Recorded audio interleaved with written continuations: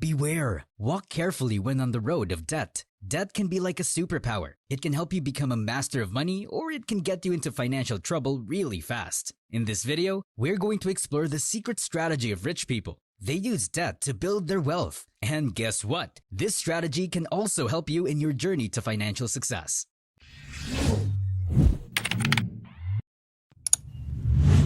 Building empires. Back in the day, there was this man named Rockefeller. Now, old Rockefeller wasn't born with a silver spoon. He probably had a wooden spoon if he was lucky, but he had a big dream and a tiny loan from his father. Rockefeller wasn't exactly a class topper. School just didn't teach him the ABCs of cash flow. But when he landed a gig as an assistant bookkeeper, he realized that with a bit of borrowed dough and some clever moves, he could turn that small-time business of his into a money-minting machine.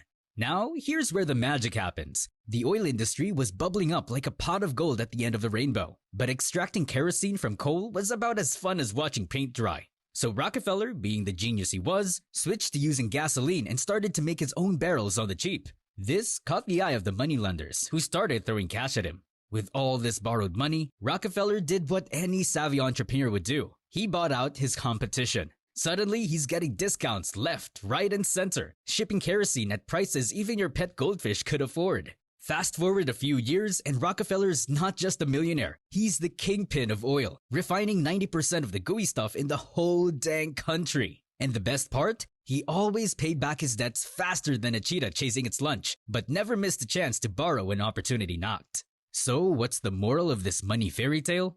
Debt ain't your enemy. It's your trusty sidekick on the journey to riches. Just remember, with great debt comes great responsibility. Number 2. Salary? What's that? You've heard about their palatial mansions, flashy cars, and exotic vacations that seem straight out of a Hollywood blockbuster. But do you know the secret sauce behind their lavish lifestyles? While us, mere mortals, slog for that monthly paycheck, the Elon Musks of the world play a different game altogether. In 2021, Elon dropped a nugget of wisdom on Twitter that went something like this. I only have stock. Thus, the only way for me to pay taxes personally is to sell stock. Now, if you're like most people, that tweet probably just slid past your timeline without a second glance. But here's where the real fun begins. Elon Musk isn't cashing in a fat salary. Nope, he's playing a high-stakes game with his Tesla stocks, worth enough to make Scrooge McDuck jealous. Instead of selling those golden shares and inviting the taxman for a feast, he's doing something genius, borrowing against them. Yep, you heard it right. The man who's launching rockets to Mars is also juggling debt like a pro.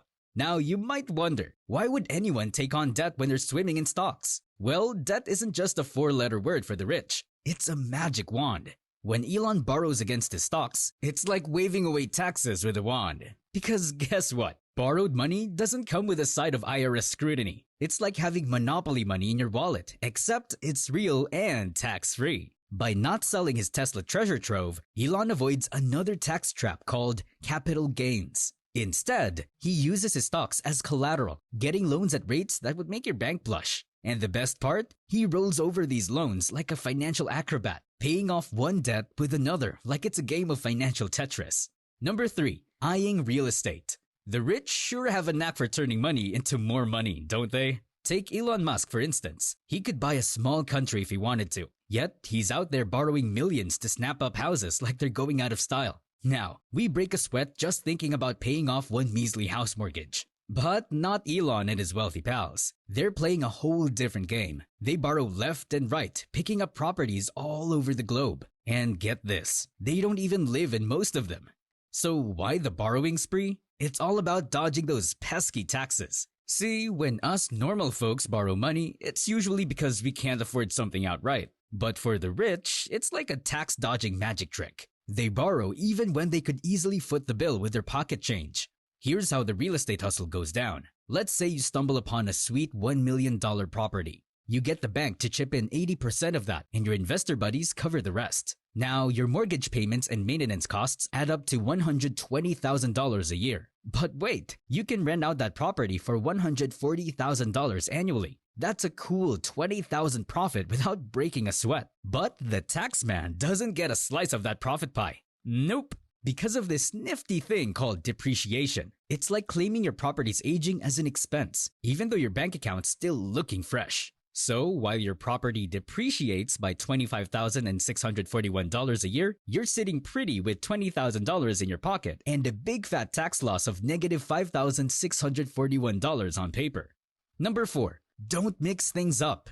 When Elon Musk decided to snag Twitter, he didn't just reach into his pocket and pull out a spare $13 billion, even though he's swimming in a sea of cash. Instead, he went the fancy route and borrowed that hefty sum. Now, you might wonder, why would a super rich guy like Musk bother with loans when he could buy a whole island or two without blinking?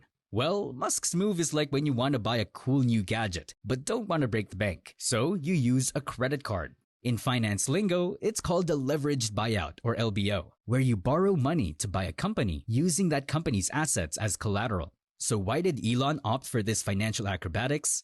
Besides seeing Twitter as a potential moneymaker, he's also on a mission for social change and, of course, defending free speech. But let's not forget, even the mighty Musk has his doubts about Twitter's profitability, and that's where LBO magic comes in. If Twitter would strike gold, Elon's pockets would get heavier. But if it flops, his risk is like having a backup plan. The lenders can't knock on his door asking for personal checks. They have to settle for whatever Twitter's got in the piggy bank. So Elon plays the game smart. By borrowing, he shields his personal stash and keeps his other businesses in their own legal bubble. If Twitter crashes and burns, his Tesla empire remains unscathed, and he can still sip his morning coffee on a yacht without worrying about creditors knocking on his cabin door. Number 5. All about liquidity.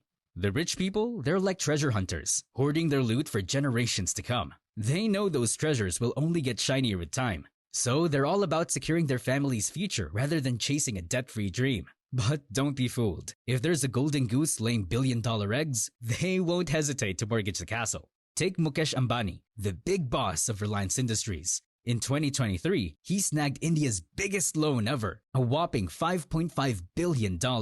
Now, that's more money than most of us can dream of. But for Mukesh, it's just pocket change compared to his $82 billion fortune. The man practically swims in assets, from a $2 billion 27-story home to properties scattered across the globe. You might wonder, why borrow when you can just cash in some mansions? Well, Mukesh isn't playing Monopoly. He's playing the long game. He's got 3 heirs to pass his empire to: Akash, Anand, and Isha. And he's not just handing them keys to fancy houses. He's aiming to power a chunk of India's economy with 5G magic. The $180 billion of economic sparkle thanks to 5G. Mukesh knows his tech treasure trove is the future, and he's not letting lack of cash slow him down. He'd rather borrow a bit now, build a tech empire, and pay back with future profits than watch his rivals swipe his throne. Number 6. Rich inflate out debt. Back in 2012, Mark Zuckerberg pulled off a real financial magic trick with his house mortgage. He waltzed into the bank, flashed his $15.6 billion worth, and walked out with a mortgage interest rate lower than a bargain bin on a Black Friday sale. A cool 1.05%. Now, you might wonder why the bank practically rolled out the red carpet for him. Well, when you're worth more than some small countries, banks tend to trust that you're good for the cash. So why is this such a big deal? Zuckerberg not only snagged a sweet deal on his dream house right away, but also had the smarts to invest his moolah in places that make Wall Street do a double take. Think about it. Instead of tying up all his cash in bricks and mortar, he let it dance in the stock market, where it's doing a tango with high returns. And let's not forget the time machine he built with this mortgage. By spreading out his payments over 30 years, he's practically laughing at inflation. It's like he's playing Monopoly with real-life cash, buying up hotels and leaving everyone else wondering how he's always 2 steps ahead. Zuckerberg's not just living his dream house. He's turning that mortgage into a golden ticket for even bigger riches down the road. So, while most of us are busy counting pennies, he's out there playing the financial game on expert mode. If you're ready to level up your financial gain and turn debt into your money-making sidekick, hit that subscribe button and join our journey to financial mastery. Don't forget to leave a comment sharing your thoughts and experiences with using debt wisely. Until next time, stay savvy and keep those money moves smart.